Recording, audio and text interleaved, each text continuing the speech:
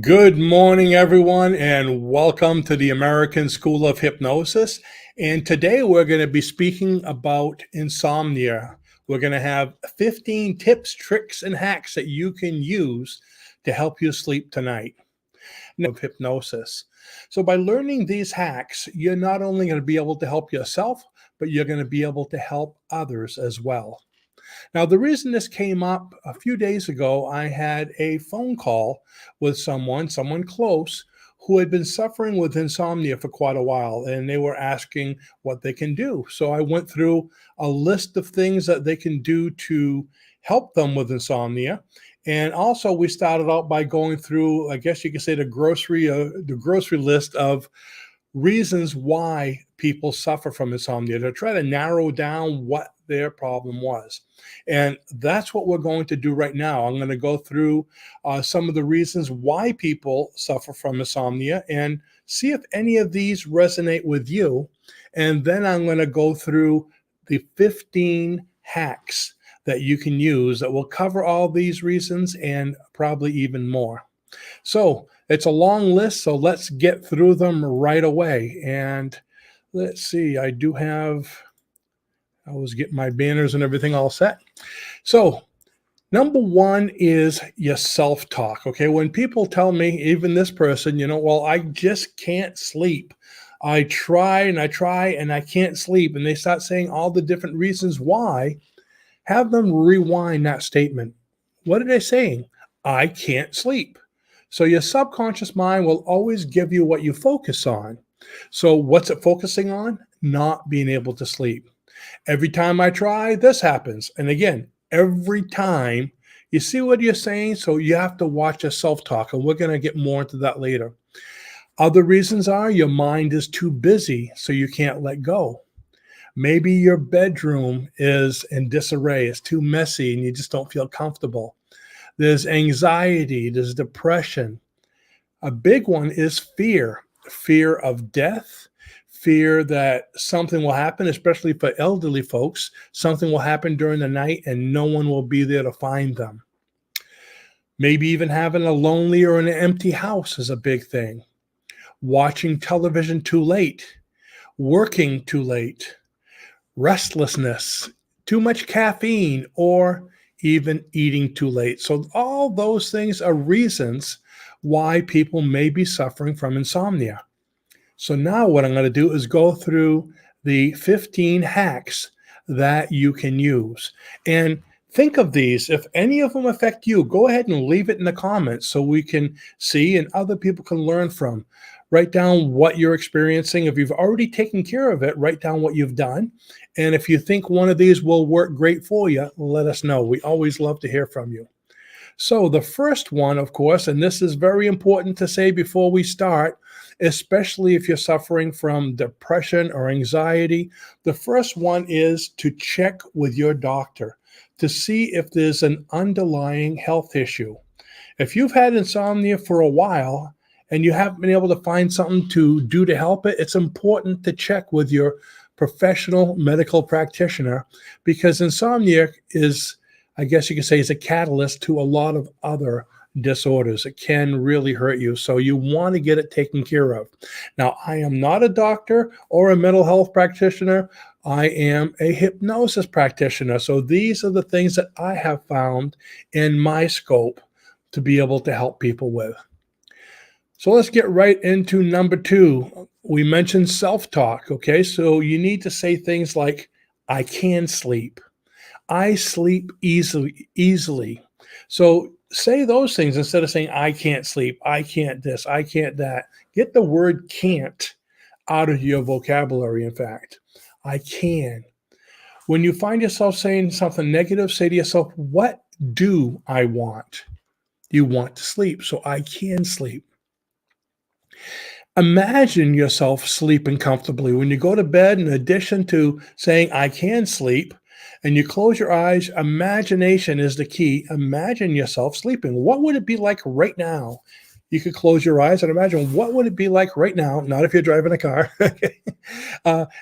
Being able to sleep. What would it be like to be sleeping comfortably right now? And that imagination really helps, because imagination is reality on the other side in the subconscious mind. Number 3 is a to-do list. A lot of people, when they go to bed, their mind is so busy because all the things they have to do, they just can't let go. I know I found many times when I didn't do my to-do list, I'm thinking, oh, I got to do this. I got to do that. So I nudge Raluca, say, can you remind me to do this in the morning? Can you remind me to say this? Can you remind? Eventually, there's so many, and I'm trying to stay awake and think of them because I don't want to forget them, that I have to get up and get my notepad. So take a notepad, bring it to the bedroom, and before you go to sleep, write down everything that you want to remember for tomorrow. Create a to-do list. What do you have to do?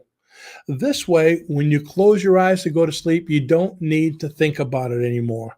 You have your list. You know you'll be able to look at it first thing in the morning, so you can just sleep. And actually, it'll help you in the morning too, because when you get up, you can look at your list, and this is what you have to do. You're going to have a much more organized day. So create that to-do list. Number 4, remember I said having a messy room. Tidy up your bedroom and make your bed before you leave in the morning. If you make your bed and tidy up the room, when you go to bed tonight, you're going to walk into a clean room, one that's organized, everything's folded, there's no dirty laundry all over the place, and you're going to feel good. It's inviting. You could even put some stuffed toys on the bed, to welcome you when you come in. But walk into an inviting bedroom, one that is conducive to sleep. Number 5, stop owning it. It's funny, whenever we talk about confidence and self-image, we always say, own it. This is the only time I say stop owning it. When I say stop owning it, it's not your insomnia. You don't own it. It's something that's you're experiencing, that's happening. It's a disorder. So you don't want it as part of you, part of your makeup. It's kind of like if you see a bunch of puppies. You go into a store and you see a bunch of puppies. As long as you don't give them a name, okay, you don't own them. You don't feel like, oh, I have to take it home. They're just puppies. But if you say, oh, that one's Bobby and that's Rover and that's Butch, now you're getting personal. You're giving them ownership, okay? Or you're kind of owning them in your mind. It's a lot harder to leave them. Raluca's doing that to me all the time. We'll go someplace and I'll go, oh, look at that pretty one. Let's call them Jasper. And she goes, don't give it a name. Stop, because it's hard for her to walk away. Right now we have one cat. We would have many. Okay, so you have to be careful. So it's not your insomnia. It's the disorder, the thing that's bothering you. Okay, it's just something outside, not part. So it's easier to let go of. Number 6, we mentioned earlier about having fear, being alone. Address the fear. What is it? What is it that's making you afraid to go to sleep at night? Sometimes it's hard to do, but if you can address the fear and then think, what are you willing to do to stop it? Okay. I know some people, they can't sleep at night. They try and they can't sleep. They're alone in their house. But when they go to sleep at someone else's house, in the morning they go, oh, I slept great last night. Wonder why that is. Maybe it's because of loneliness.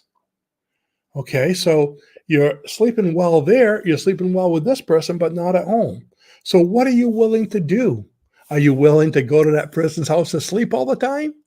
Or maybe you need to find a way to not be alone. Who knows? Get a puppy. Have boarders once in a while. Invite people over. Or, like I said, continue to go someplace else. You might even want to move into a place. Maybe get a rental with someone else. Whatever it is, think about what a solution would be and what are you willing to do. Again, insomnia is a major thing, so you're going to have to do something. Number 7, clear out electronics from your bedroom. It's very important to have a bedroom that's relaxing, that's comfortable. If you have radio and television and all these buzzing, they've proven that all the electronics in the room do affect you, all the different waves and the electrical impulses and all that going through that room. You want to get it out of there, have a lot less humming. Even right here where I'm sitting with you, okay? It looks like a nice, comfortable, but there's heat coming off from that television, my computer right below this table, I could hear it going, "Mm." You see what I mean? Eventually, while I'm working here, in about an hour, 2 hours, I'm going to have to get up and go outside just to get out of the noise. And I have these lamps up here. There's like electricity all around. Okay, so you want to clean the electricity out of the room. If you want to have an alarm clock, can you put it outside your door?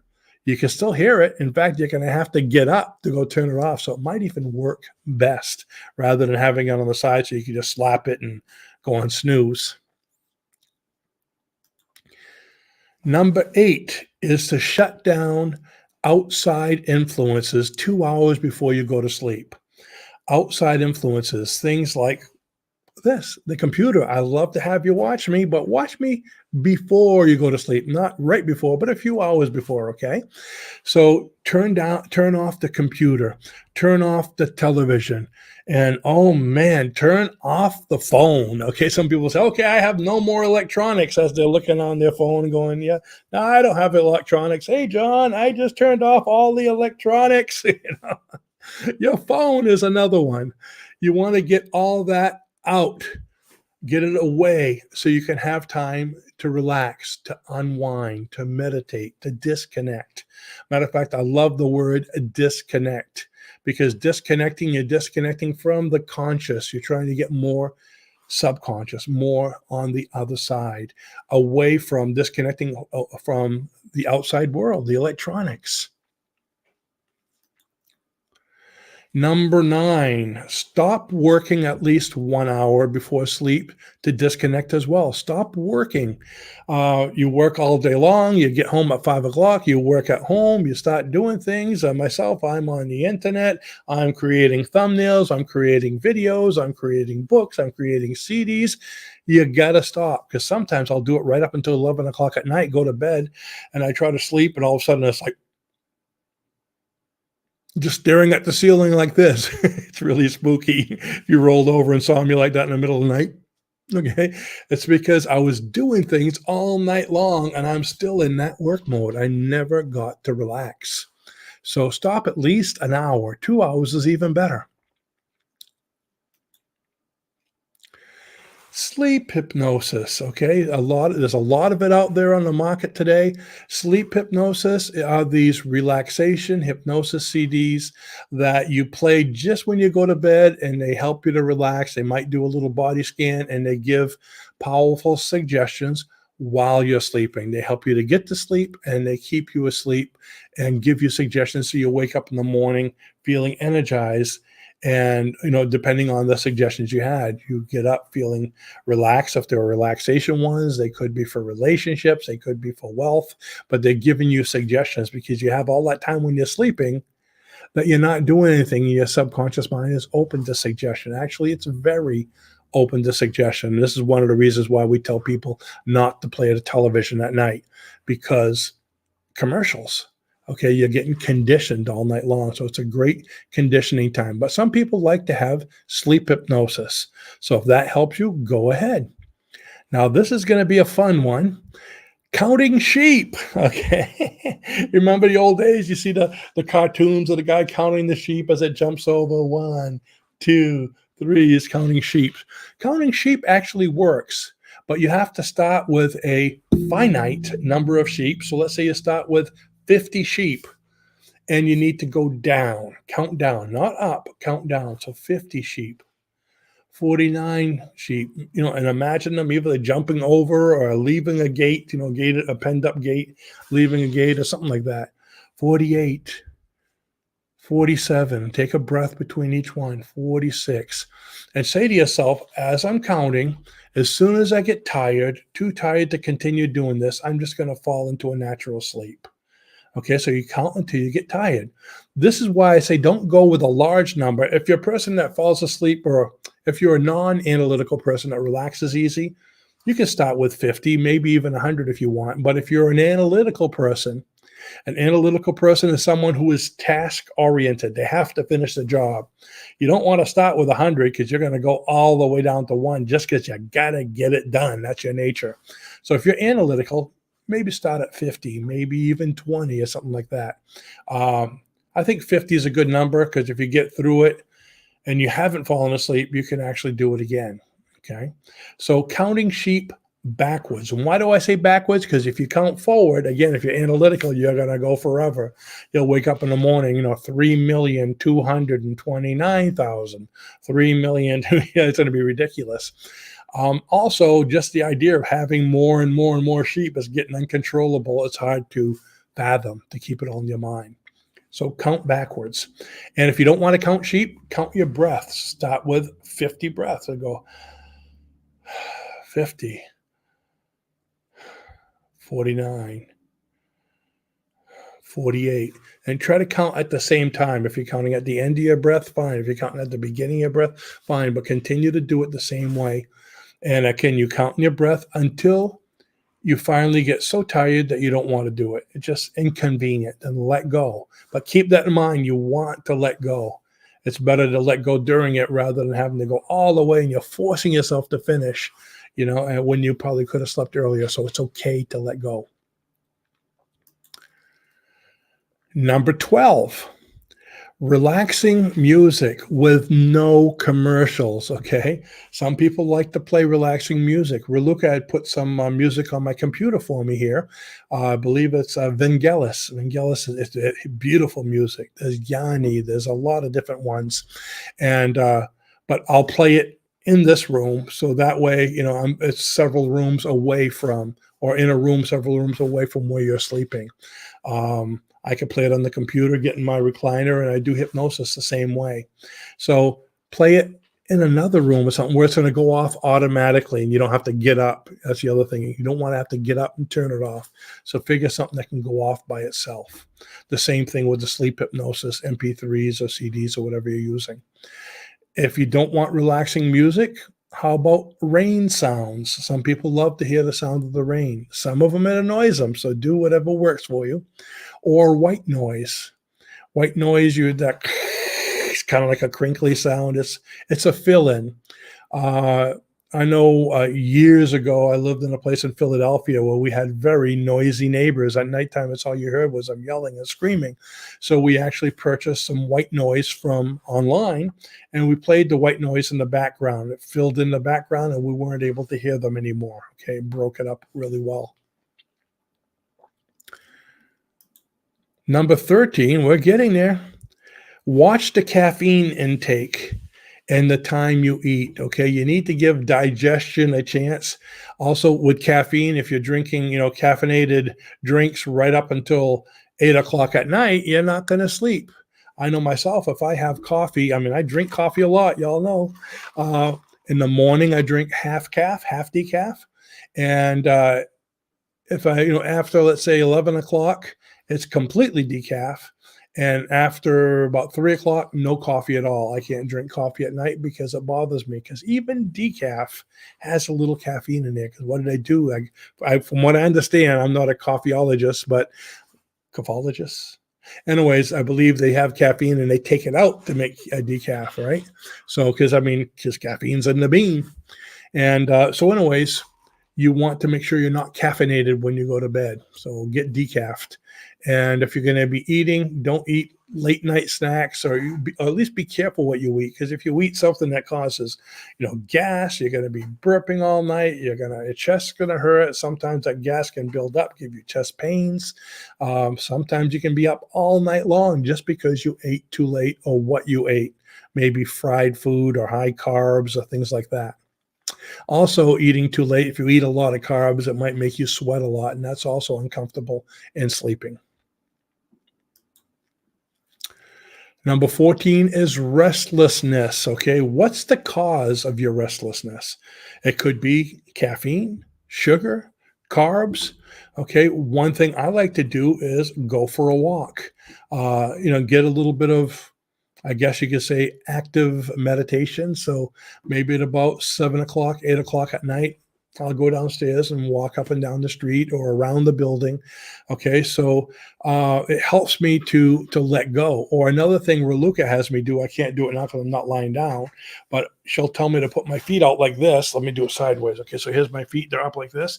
And she'll have me stretch my toe out, then stretch it this way and stretch it that way, stretch it this way. I'll do that while I'm lying down on the bed with my feet off the bed about 15 times. And usually after doing that, I'd say 8 out of 10 times, the restlessness has gone away. Okay. So restlessness, find the cause, whatever it is, go for a walk or try number 15, which is coming up, which is hypnosis or self-hypnosis. So you can hypnotize yourself. You could, if you are a hypnotist, you can hypnotize the person you're with. Okay. And why? Because anything that you can do normally, you can do better with hypnosis. It's the strongest helpmate that you're going to find for yourself. So I do self-hypnosis. If I'm really having a hard time, I'll come over here and go in the recliner and do self-hypnosis so I'm not bothering Raluca. And a lot of times I'll fall asleep right here. And if I do, I just get up, go back to bed, and I'll go right back to sleep. So hypnosis is a very strong tool to be able to combat insomnia. So those are the things that I have for you. There are 15 of them. I'm going to put the list in the description below, so you're going to have that list. So if you'd like to learn more about hypnosis, okay, click on option 3 below in the comments, because we have a spectacular training coming up with a huge savings and a first-time bonus going on right now. We have an early bird special going on for our class. That's going to be in a little over a week, and the early bird special ends Wednesday. So you want to take a look at that right away if you've been considering becoming a hypnotherapist or just learning hypnosis to help you or your family. So, we also have our insomnia course if you'd like to learn more about that, and you'll see the information in the link below as well. I'd like to thank you for watching. I really appreciate having you as part of our group, of our community. And I hope to see you in our upcoming training and especially in the next video. So thanks for watching, and we will see you next time. Bye-bye now.